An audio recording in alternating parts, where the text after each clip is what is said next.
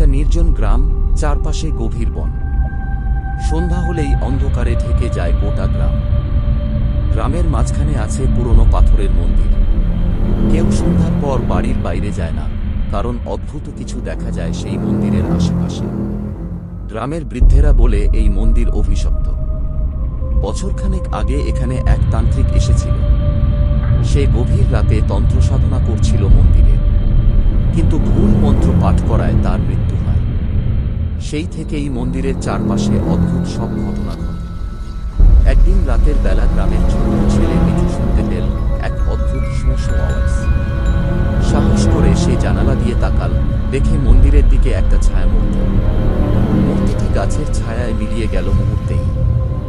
মিঠু আর তার বন্ধুদের মনে হয়েছিল তারা সাহসী। তারা একসঙ্গে মন্দিরের দিকে গেল সত্যিটা জানার জন্য।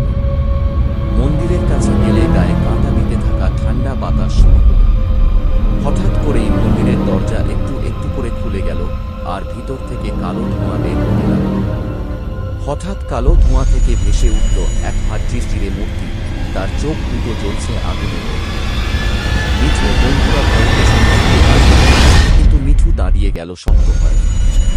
মূর্তিটি ধীরে ধীরে তার দিকে এগিয়ে আসছে। যখন মূর্তিটি একদম মিঠুর সামনে এসে দাঁড়াল,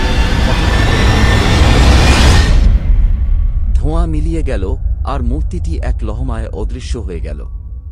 মিঠু দৌড়ে গ্রামের দিকে ছুটল, আর সেই দিন থেকে আর কেউ সন্ধ্যার পর মন্দিরের দিকে যায়নি।